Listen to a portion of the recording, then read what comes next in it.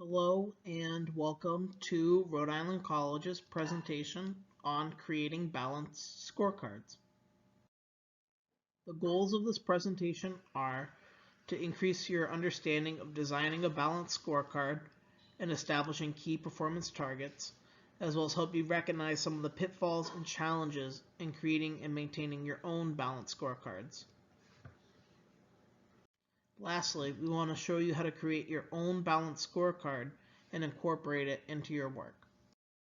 Earlier, we talked about the four different perspectives related to balanced scorecards.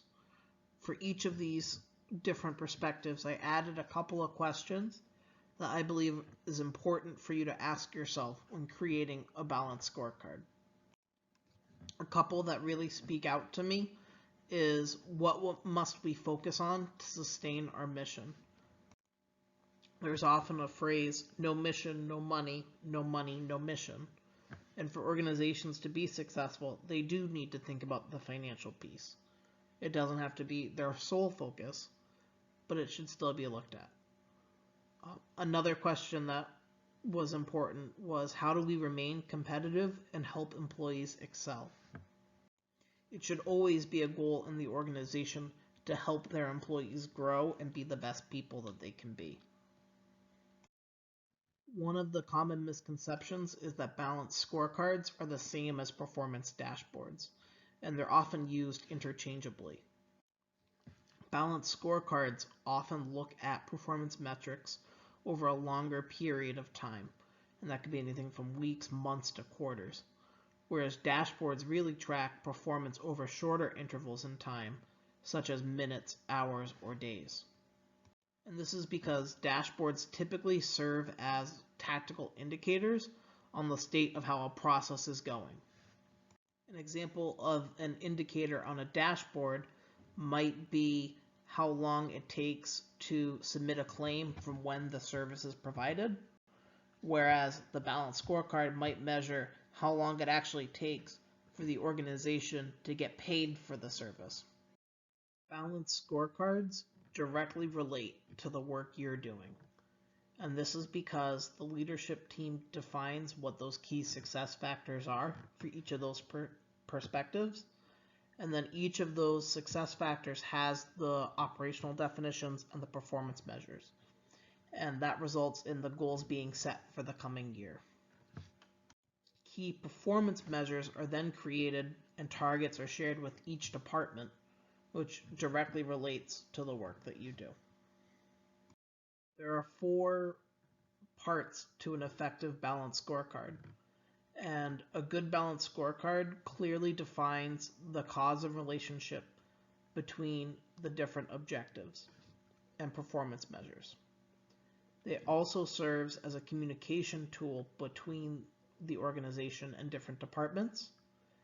It also has predictive qualities, and then it must be flexible and able to change when needed, when new information arises. And then ultimately, the balanced scorecards need to communicate organizational strategy and align processes to that strategy. There are multiple challenges that you might experience when maintaining a balanced scorecard. A handful of them include poorly defined performance measures, a lack of data collection, and then a lack of a formal review structure for the performance measures. To overcome poorly defined metrics, they'll need to be clear and relevant. In some cases, organizations use a visual indicator to be able to better understand how a metric is going.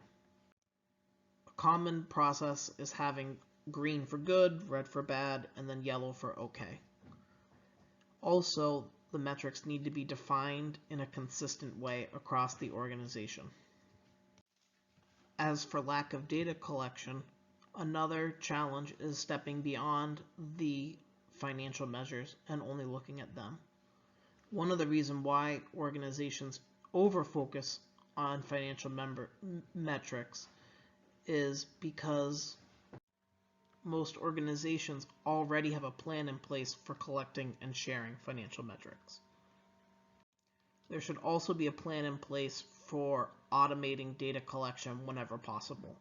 because this saves time and money. Lastly, the lack of formal review structure involves having a process in place for identifying how often metrics should be reviewed.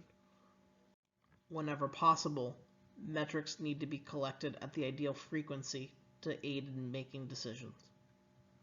Below are some examples of balanced scorecard mistakes that you should try to avoid whenever possible. Two that are very important is overanalyzing measures and exaggerating returns. When you over-exaggerate the returns on performance measures, it makes it harder to get an accurate picture of how your organization is doing.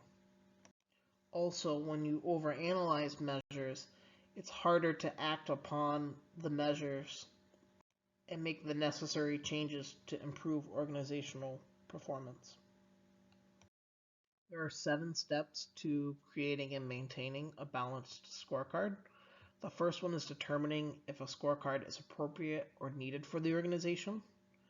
And if it is, then the leadership team works with stakeholders to identify the organizational strategic plan, that vision that we talked about earlier. Then there's the brainstorming step, and this is where everybody works together to identify some possible performance measures and create an implementation plan. And with that includes those proposed measures that are going to be tracked. The last steps involve implementing those performance measures on the balanced scorecard, as well as creating a process to periodically review those measures. One of the ways to identify performance measures is to brainstorm using nominal group technique. A nominal group technique is a structured method for group brainstorming that really encourages contribution from everyone. Team members begin by writing down their ideas and then select the ones that they feel are best to present to everybody else.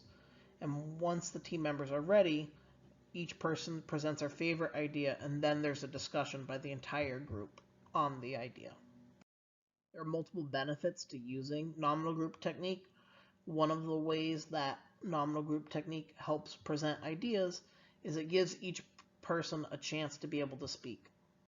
Sometimes there might be a person in that brainstorming group that's a little bit more vocal than others, and as a result will end up dominating the conversation and the brainstorming process.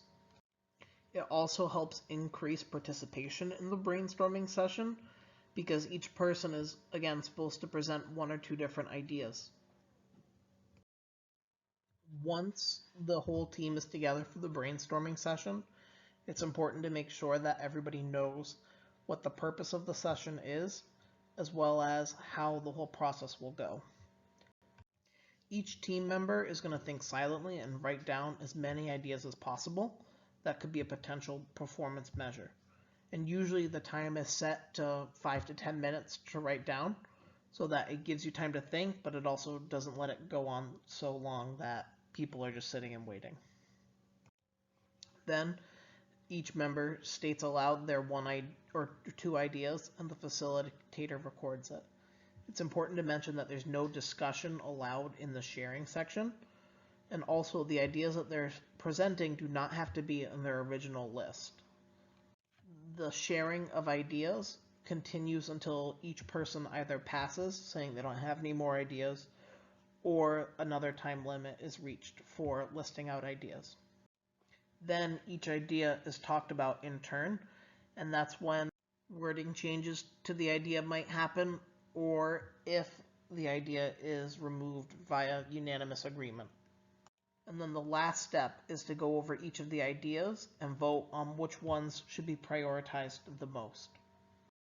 Some important considerations for nominal group technique. Really, the primary purpose of it is to have a discussion, not to try to resolve differences of opinion. And the discussion should really be equally balanced among all of the ideas. Also, it's important to keep all ideas visible at all times so that anybody can look around the room and be able to see the idea and how it's worded while it's being discussed. When brainstorming the different performance measures that you might use in a balanced scorecard, it's important to link those measurements to your overall organizational strategy. For each of those four perspectives that we talked about earlier, it's important to think of the critical success factors because that's going to influence what you might use as performance measures. So if one of your success factors for innovation and learning might be having a rigorous continuous education process for employees, a performance measure you might use could be the completion of continuous education units for employees. Once the performance measures have been identified, individuals should be assigned to collect and analyze data for the balanced scorecard. Baseline data should be obtained to assist with establishing those performance target goals for each measure. And when possible, it's useful to include local and national benchmarks because these are references that could help you better provide context for each performance measure. In this last slide of the presentation, I wanted to show you part of Oregon State University's balanced scorecard. And this balanced scorecard is a good example of showing the key components. They have their strategic focus area, someone responsible for collecting information on the performance measure, a description of the performance measure, and then the results of the performance measure, and its comparison to the target for the year. I also wanted to highlight that they have visual indicators for each of the measures to show how the current status is doing compared to the target.